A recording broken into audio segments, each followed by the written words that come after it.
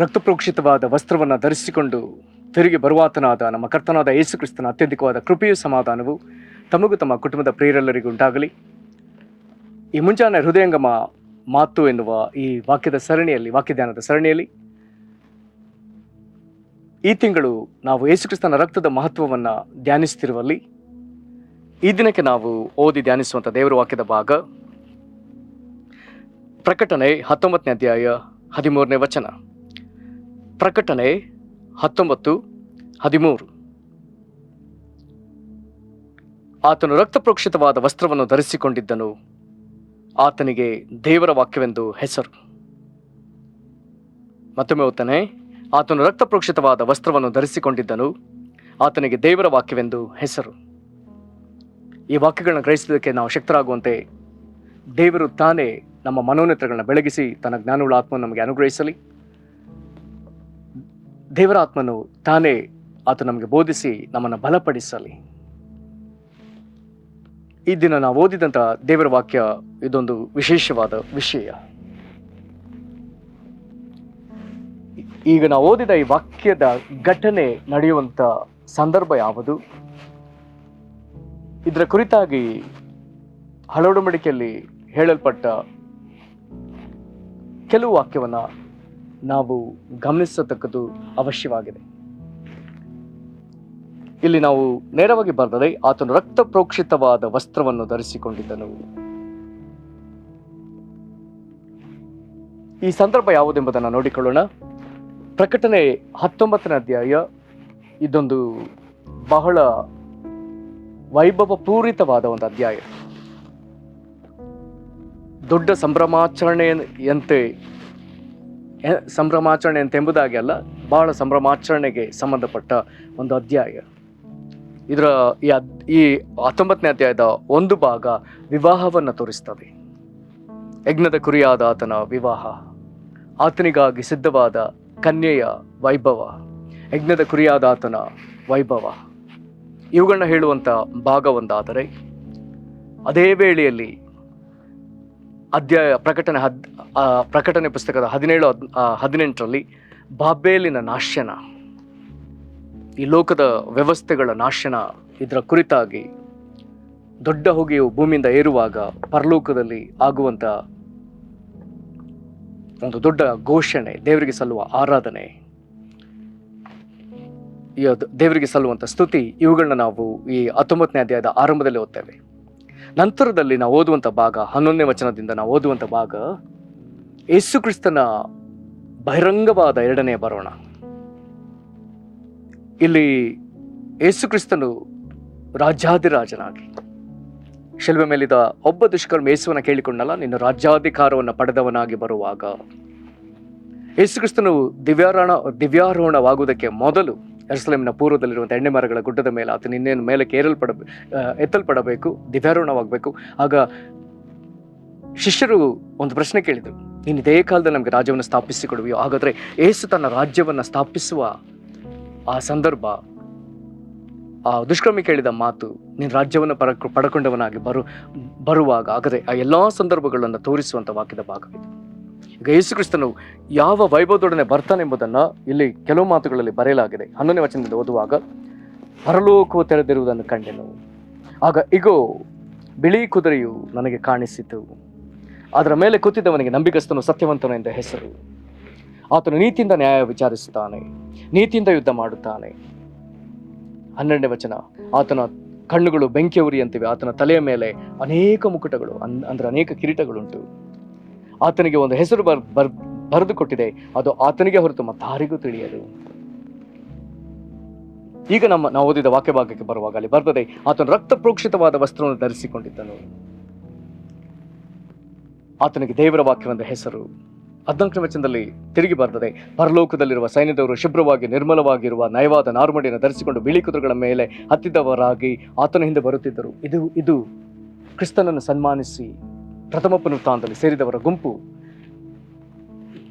ಕ್ರಿಸ್ತನನ್ನು ಸಂಧಿಸುವುದಕ್ಕಾಗಿ ಮಧ್ಯಾಕಾಶಕ್ಕೆ ಮೊದಲೇ ಎತ್ತಲ್ಪಟ್ಟವರ ಗುಂಪು. ಈಗ ಯೇಸು ಬಹಿರಂಗವಾಗಿ ಬರುವಾಗ ಆತನ ಹಿಂದೆ ಬರುವಂಥ ಜನಕೂಟ, ಭಕ್ತರ ಕೂಟ.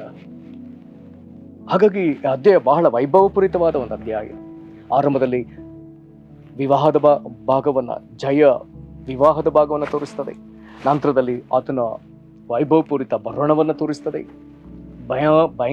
ಭಯಾನಕವಾದ ಒಂದು ಬರೋಣ. ಆರಂಭದಲ್ಲಿಯೇ ಅದು ಹಾಗೆ ಬರುತ್ತಲೇ ಭೂಮಿ ಮೇಲೆ ಒಂದು ದೊಡ್ಡ ಯುದ್ಧದ ಸಂದರ್ಭ. ಒಂದು ವೇಳೆ ಈ 19ನೇ ಅಧ್ಯಾಯದ ಒಂದು ಚಲನಚಿತ್ರ ತೆಗೆಯುವುದಾದರೆ ಖಾಲಿಯಲ್ಲಿರುವಂಥ ಸನ್ನಿವೇಶವನ್ನು ತೋರಿಸ್ಲಿಕ್ಕೆ ಅದೆಷ್ಟು ಕೋಟಿ ಖರ್ಚು ಆಗ್ತದೆ ಗೊತ್ತಿಲ್ಲ. ಆ ಮಟ್ಟಕ್ಕೆ ಪರಲೋಕದ ದೃಶ್ಯ ಬೇರೆ, ಪರಲೋಕದಿಂದ ಆತನು ಭೂಮಿಗೆ ಇಳಿಯುವ ದೃಶ್ಯ ಬೇರೆ. ಆತನು ಭೂಮಿಗೆ ಇಳಿಯುವಾಗ ಆತನಿಗೆ ವಿರುದ್ಧವಾಗಿ ಭೂಲೋಕದ ಎಲ್ಲ ಜನಾಂಗಗಳವರು, ಕೋಟಿಗಟ್ಟಲೆ ಜನರು ಆತನಿಗೆ ವಿರುದ್ಧವಾಗಿ ಯುದ್ಧಕ್ಕೆ ಸನ್ನದ್ಧರಾಗಿ ನಿಂತಿರುವಂತ ಒಂದು ಭಾಗ. ಈತನ ವಿರುದ್ಧವಾಗಿ ಯುದ್ಧ ಮಾಡುವುದಕ್ಕಾಗಿ ಕ್ರಿಸ್ತ ವಿರೋಧಿಯು, ಸುಳ್ಳು ಪ್ರವಾದಿಯು ಜನಕೂಟವನ್ನು ಸೇರಿಸಿದ್ದಾರೆ. ಇದೆಲ್ಲವೂ ಈ ಭಾಗ. ಆದರೆ ಬಹಳ ವಿಚಿತ್ರ, ಆತನು ಬರುತ್ತಿರುವಂತೆಯೇ ಆತನಿಂದ ಬರುವ ಉಸಿರು, ಆತನ ಬಾಯಿಂದ ಬರುವಂತ ಅಗ್ನಿಮಯವಾದ ಖಡ್ಗ, ಇವೆಲ್ಲವೂ ವಿಧವಾಗಿ ವಿವಿಧ ಭಾಗಗಳಲ್ಲಿ ಬರೆಯಲ್ಪಟ್ಟ ದೇವರ ವಾಕ್ಯಗಳು. ತನ್ನ ಬಾಯಿ ಉಸಿರಿನಿಂದ ಕೊಲ್ಲುವನು, ಅಥವಾ ತನ್ನ ಬಾಯಿಂದ ಬರುವ ಖಡ್ಗದಿಂದ ಕೊಲ್ಲುವನು, ಅಥವಾ ಆ ಖಡ್ಗದಿಂದ ಆತನು ಕೊಲ್ಲುವನು. ಹಾಗಾದ್ರೆ ಹಾಗೆ ಆತನು ಬರುತ್ತಲೇ ಆತನ ಬಾಯಿಂದ ಹೊರಡುವಂತ ಈ ವಾಕ್ಯವೆಂಬ ಖಡ್ಗ, ಅಗ್ನಿಮಯವಾದ ಖಡ್ಗ, ಶತ್ರುಗಳನ್ನ ಸದೆಬಡಿಯುವಂಥದ್ದು. ಆತನು ಬರುವಾಗಲೇ ಯುದ್ಧವು ಆರಂಭವಾಗಿ ಅಲ್ಲಿ ಅದು ಮುಕ್ತಾಯವಾಗ್ತದೆ. ಎಲ್ಲೋ ಕ್ಷಣಾರ್ಧದಲ್ಲಿ ನಡೆದು ಹೋಗ್ತದೆ. ಕ್ರಿಸ್ತ ವಿರೋಧಿಯು ಮತ್ತು ಸುಳ್ಳು ಪ್ರವಾದಿ ಹಾಗೇ ಸೆರೆ ಸಿಗ್ತಾರೆ. ಹಾಗಾದ್ರೆ ಈ ಯುದ್ಧಕ್ಕಾಗಿ ಆತನು ರೋಷದಿಂದ ಇಳಿದು ಬರುತ್ತಿರುವಂಥ ದೃಶ್ಯವೇ ಈ ದೃಶ್ಯ. ಹಾಗಾಗಿ ಆತನ ಮೇಲೆ ರಕ್ತ ಪ್ರೋಕ್ಷಿತ. ಹಾಗಾದ್ರೆ ಇವುಗಳ ಕುರಿತಾಗಿ ಬರೆದಿರುವ ಕೆಲವು ವಾಕ್ಯಗಳನ್ನ ಗಮನಿಸೋಣ. ಮೊದಲಿಗೆ ಯೆಶಾಯನ ಪ್ರವಾದನೆ ಗ್ರಂಥ 63ನೇ ಅಧ್ಯಾಯದಲ್ಲಿ ಈ ದೃಶ್ಯವನ್ನ ಅದ್ಭುತವಾಗಿ ವರ್ಣಿಸಲಾಗಿದೆ. 63ನೇ ಅಧ್ಯಾಯ ಅಲ್ಲಿ ತಲೆಬರ ಹೀಗೆ ಕೊಡಲ್ಪಟ್ಟದೆ: ಯೆಹೋವನು ಶತ್ರುಗಳನ್ನು ಧ್ವಂಸ ಮಾಡುವ. ಯೇಸು ಕ್ರಿಸ್ತನ 1000 ವರ್ಷದ ಆಳ್ವಿಕೆಗೆ ಆರಂಭದ ವಿಷಯ ಇದು. ಈಗ ಸಭೆಯ ಕಾಲ, ನಂತರದಲ್ಲಿ ಕ್ರಿಸ್ತ ವಿರೋಧಿಯ 7 ವರ್ಷ ಕಾಲ, ನಂತರದಲ್ಲಿ ಬರಲಿಕ್ಕಿರುವಂತಹ 1000 ವರ್ಷದ ಆಳ್ವಿಕೆ ಕಾಲ. ಹಾಗಾದರೆ ಕ್ರಿಸ್ತ ವಿರೋಧಿಯ 7 ವರ್ಷದ ಕಾಲದ ಅಂತ್ಯ, 1000 ವರ್ಷದ ಆರಂಭದ ನಡುವೆ ಅಥವಾ ಆರಂಭ, ಇಲ್ಲಿ ಯೇಸು ಕ್ರಿಸ್ತನ ಪ್ರತ್ಯಕ್ಷತೆ ಇಲ್ಲಿ ಬರ್ತದೆ. 63ನೇ ಅಧ್ಯಾಯದ ಮೊದಲ 6 ವಚನಗಳಲ್ಲಿ ಯೇಸು ಕ್ರಿಸ್ತನ ತೋರಿಕೆ ಹೇಗಿದೆ? ಆಹಾ, ಮೊದಲನೇ ವಚನದ ಓದ್ತೇನೆ. ಯೆಶಾಯ 63:1. ಆಹಾ, ರಕ್ತವರ್ಣದ ಉಡುಪನ್ನುಟ್ಟು ಘನವಸ್ತ್ರಗಳನ್ನು ಧರಿಸಿಕೊಂಡು ಮಹಾಶೌರ್ಯಯುಕ್ತನಾಗಿ ಮೆರೆಯುತ್ತಾ ಯೋದೋಮಿನ ಬ್ರೋಚದಿಂದ ಬರುವ ಈತನು ಯಾರು? ಸತ್ಯಾನುಸಾರವಾಗಿ ಮಾತಾಡುವ, ರಕ್ಷಿಸಲು ಸಮರ್ಥನಾದ ನಾನೇ, ದೇವರು ತಾನೇ ಇದನ್ನು ಹೇಳಿಕೊಂಡು. ಇದು ಯೇಸು ಕ್ರಿಸ್ತನ ನುಡಿಗಳು. ಅದ್ಭುತವಾದ ಸಂಗತಿ. ದೇವರಿಗೆ ಸ್ತೋತ್ರ. ಪ್ರಕಟಣೆಯಲ್ಲಿ ನಾವು 11ರಿಂದ 12 ಪ್ರಕಟಣೆ 19ನೇ ಅಧ್ಯಾಯದ 11-12ರಲ್ಲಿ ಇರುವ ಮಾತುಗಳಿಗೆ ಸಮವಾದ ಮಾತುಗಳನ್ನು ನಾವು ಓದ್ತಿದ್ದೇವೆ.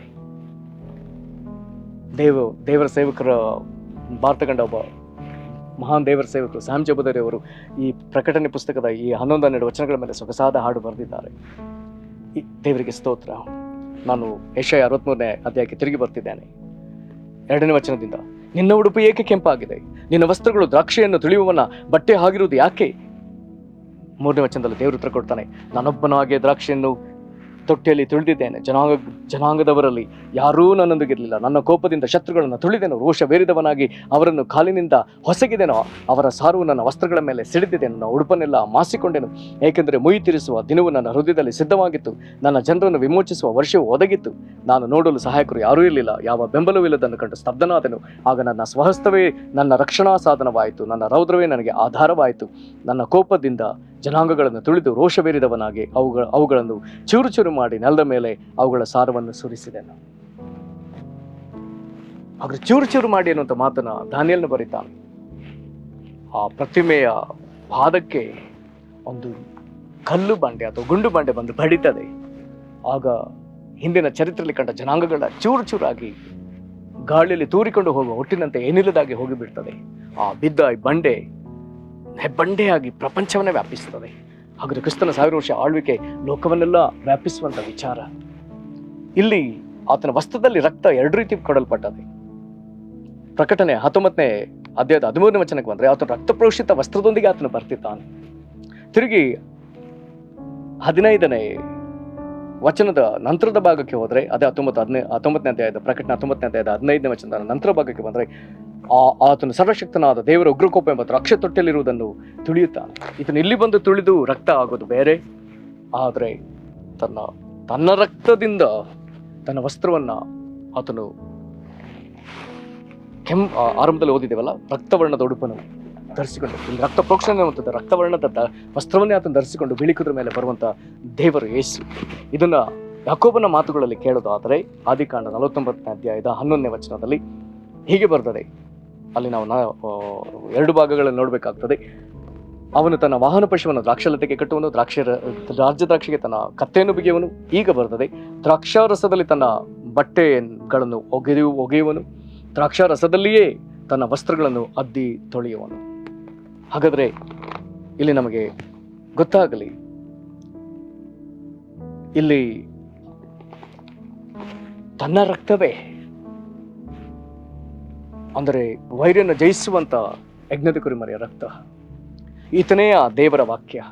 ಹಾಗಾಗಿ ಇಲ್ಲಿ ನಾವು 13ನೇ ವಚನದಲ್ಲಿ ಓದ್ತೇವೆ, ಆತನು ರಕ್ತ ಪ್ರೋಕ್ಷಿತವಾದ ವಸ್ತುವನ್ನು ಧರಿಸಿಕೊಂಡಿದ್ದನು, ಆತನಿಗೆ ದೇವರ ವಾಕ್ಯವಂತ ಹೆಸರು. ನೆನ್ನೆ ದಿವಸ ನಾವು ಓದಿದ್ದೇವೆ, ಸೈತಾನನ್ನು ಜಯಿಸುವುದಕ್ಕೆ 2 ಆಯುಧಗಳು ನಮಗೆ ಕೊಡಲ್ಪಟ್ಟ ಆಯುಧ. ಒಂದು ಯಜ್ಞದ ಕುರಿಮರಿಯಾದ ತನ್ನ ರಕ್ತ, ಎರಡನೇದಾಗಿ ತಮ್ಮ ವಾಕ್ಯ ಅಂದ್ರೆ ಆತನ ವಾಕ್ಯ ನಮ್ಮ ನಂಬಿಕೆಯಿಂದ ಹೊರಡುವಂಥದ್ದು. ಹಾಗಾದ್ರೆ ಯೇಸು ತನ್ನ ರಕ್ತದಿಂದಲೂ ತನ್ನ ವಾಕ್ಯದಿಂದಲೂ ಆತನು ಇದ್ದಕ್ಕೆ ಆತನು ಇಳಿಯುವವನಾಗಿದ್ದಾನೆ. ಆತನು ತನ್ನ ರಕ್ತ ಪರಲೋಕದಲ್ಲಿ ಆತನು ಕೊಯ್ಯಲ್ಪಟ್ಟ ಯಜ್ಞದ ಕುರಿಯಾಗಿ ನಿಂತಿರುವಾಗ ಅದು ತನ್ನ ರಕ್ತ, ಆ ರಕ್ತದಿಂದಲೇ ತನ್ನ ವಸ್ತ್ರವನ್ನ ರಕ್ತವರ್ಣದ ವಸ್ತ್ರವನ್ನಾಗಿ ಆತನು ಹಾಕಿಕೊಂಡು ಬರ್ಲಿಕ್ಕಿದ್ದಾನೆ. ನಂತರದಲ್ಲಿ ಇಲ್ಲಿ ಬಂದು ಜನಾಂಗಗಳನ್ನು ಆತನು ತುಳಿದು ಬಿಡ್ಲಿಕ್ಕಿದ್ದಾನೆ. ಕರ್ತನ ಪ್ರೀತಿಯುಳ್ಳ ದೇವಜನರೇ, ಯಾವಾತನು ನಮಗೆ ರಕ್ಷಕನಾಗಿದ್ದಾನೋ ಆತನಿಗೆ ತಿರುಗಿ ಬಿದ್ದರೆ ಆತನ ಎದುರು ನಮಗೆ ಸಿಕ್ಕುವಂಥದ್ದು ದೇವರ ಮಹಾಕೋಪ. ಆತನ ವಿರುದ್ಧವಾಗಿ ನಾವು ಹೋಗೋದು ಬೇಡವೇ ಬೇಡ. ಈಗ ನಮಗೆ ಕೊಡಲ್ಪಟ್ಟ ಅವಕಾಶ ಆತನನ್ನು ಆಶ್ರಯಿಸುವುದಕ್ಕಿರುವಂಥ ಅವಕಾಶ. ಈಗಿನ ಕಾಲ ಕೃಪೆಯ ಕಾಲ ಎಂಬುದಾಗಿ ಬರ್ತದೆ. ಈಗಿನ ಕಾಲ ದೇವರ ಕನಿಕರವನ್ನ, ದೇವರ ಕ್ಷಮಾಪಣೆಯನ್ನು ಸಂಪಾದಿಸುವ ಕಾಲ. ಆ ಭಾಗಕ್ಕೆ ನಾವು ಅವಿಧೇಯರಾಗಿ ಆತನಿಗೆ ತಿರುಗಿ ಬಿದ್ದರೆ ಮುಂದೆ ನಮಗೆ ಮಹಾದೈವ ಕೋಪ. ಅಲ್ಲಿ ಆತನ ಕೋಪ ನಮ್ಮ ಮೇಲೆ ಹೇಗೆ ಪ್ರಕಟವಾಗ್ತದೆ ಹೇಳಲಿಕ್ಕೆ ಸಾಧ್ಯವಿಲ್ಲ. ಆದುದರಿಂದ ಆತನ ಕೋಪಕ್ಕೆ ಗುರಿಯಾಗದೆ ಆತನ ರಕ್ಷಣೆಗೆ, ಆತನ ಕೃಪೆಗೆ ನಾವು ಪಾತ್ರರಾಗುವಂತೆ, ಆತನ ಕನಿಕರವನ್ನು ಸಂಪಾದಿಸಲಿಕ್ಕಾಗುವಂತೆ ದೇವರು ನಮಗೊಂದು ಅವಕಾಶ ಕೊಟ್ಟಿದ್ದಾನೆ. ಆದುದರಿಂದ ದೇವರ ಮಗನಾದ ಯೇಸುವನ್ನು ಆಶ್ರಯಿಸುವ ಕಾಲವಿದು. ಆತನಿಗೆ ನಮ್ಮನ್ನು ಒಪ್ಪಿಸಿಕೊಳ್ಳೋಣ, ಪ್ರಾರ್ಥನೆ ಮಾಡೋಣ. ಕರ್ತನಾದ ಯೇಸುವೇ, ಪ್ರಕಟಣೆ ಪುಸ್ತಕದ 19ನೇ ಅಧ್ಯಾಯದಲ್ಲಿ ನಿನ್ನ ವಿಧ ವಿಧವಾದ ವೈಭವಕ್ಕಾಗಿ ಸ್ತೋತ್ರ ಸಲ್ಲಿಸ್ತೇವೆ. 1000 ವರ್ಷದ ಆಳ್ವಿಕೆ ಆರಂಭಕ್ಕೆ ನೀನು ಬರುವಾಗ ರಕ್ತ ವರ್ಣದ ವಸ್ತ್ರವನ್ನು ಧರಿಸಿಕೊಂಡವನಾಗಿ, ರಕ್ತ ಪ್ರೋಕ್ಷಿತನಾಗಿ, ನಿನ್ನದೇ ರಕ್ತ ನಿನ್ನದೇ ವಾಕ್ಯದೊಂದಿಗೆ ಕರ್ತನೆ ಜಯಿಸುವವನಾಗಿ ನೀನು ಬರುವುದಕ್ಕಾಗಿ ಸ್ತೋತ್ರ. ನಿನ್ನೊಂದಿಗೆ ರಕ್ಷಣೆ ಹೊಂದಿದವರ ಗುಂಪನ್ನು ನೀನು ಕರಕೊಂಡು ಬರುವುದಕ್ಕಾಗಿ ನಿನಗೆ ಸ್ತೋತ್ರ. ಆದರೆ ನಿನ್ನ ಆಶ್ರಯವನ್ನು ಹೊಂದದೆ ಹೋದವರಿಗೆ ವಿರುದ್ಧವಾಗಿ ದೇವರ ಕೋಪವನ್ನು, ಪ್ರತಾಪವನ್ನು ನೀನು ತೋರ್ಪಡಿಸುವವನಾಗಿ, ರೋಷವುಳ್ಳವನಾಗಿ ಬಂದವರನ್ನ ದ್ರಾಕ್ಷಿ ತೊಟ್ಟೆಯಲ್ಲಿ ತಿಳಿಯುವವನಾಗಿರುವುದಕ್ಕಾಗಿ ಸ್ತೋತ್ರ. ದೇವರೇ, ಇದನ್ನು ಆದಿಕಾಂಡದಲ್ಲೂ ಪ್ರಕಟಿಸಿದಿ, ಯೆಶಾಯ ಪ್ರವಾದನ ಪುಸ್ತಕದಲ್ಲಿ ಪ್ರಕಟಿಸಿದಿ, ವಿಧ ವಿಧವಾಗಿ ಇದನ್ನು ಪ್ರಕಟಿಸಿದ ಪ್ರಕಟಣೆ ಪುಸ್ತಕದಲ್ಲಿ ಅದು ನೆರವೇರುತ್ತೆ ಹೇಗೆ ಎಂಬುದನ್ನು ತೋರ್ಪಡಿಸಿದಿ. ಇದಕ್ಕಾಗಿ ಸ್ತೋತ್ರ ಹೇಳ್ತೇವೆ. ಅಪ್ಪ ತಂದೆ, ಈಗೋ ನಿನ್ನ ಪ್ರಿಯ ಮಗನಾದ ಯೇಸು ಕ್ರಿಸ್ತನನ್ನು ಆಶ್ರಯಿಸ್ತೇವೆ. ಆತನ ಮೂಲಕ ನೀನು ಮೊದಲು ನಿನ್ನ ಕನಿಕರನ್ನು ಪ್ರಕಟಿಸಿದಿ. ಒಂದು ವೇಳೆ ನಾವು ಆತನನ್ನು ಆಶ್ರಯಿಸದೆ ಹೋದರೆ ಮುಂದೆ ಆತನ ಮೂಲಕ ನಿನ್ನ ಕೋಪವನ್ನು, ದೈವ ಕೋಪವನ್ನು ಪ್ರಕಟಿಸಲಿಕ್ಕಿದ್ದಿ. ದೇವರೇ, ಆತನ ಕೋಪಕ್ಕೆ ನಾವು ಗುರಿಯಾಗದಂತೆ ಈಗೋ ನಿನ್ನ ಪ್ರಿಯ ಮಗನಾದ ಯೇಸು ಕ್ರಿಸ್ತನನ್ನು ಆಶ್ರಯಿಸ್ತೇವೆ. ನಿನ್ನ ಬಳಿಗೆ ಬರ್ತೇವೆ. ನಿನಗೆ ಮಹಿಮೆ ಆಗಲಿ. ಯೇಸು ಕ್ರಿಸ್ತನ ಹೆಸರಲ್ಲಿ ಬೇಡ್ದೇವೆ ನಮ್ಮ ತಂದೆಯೇ, ಆಮೆನ್. ಕರ್ತನು ನಿಮ್ಮನ್ನು ಆಶೀರ್ವದಿಸಲಿ. ವಂದನೆಗಳು.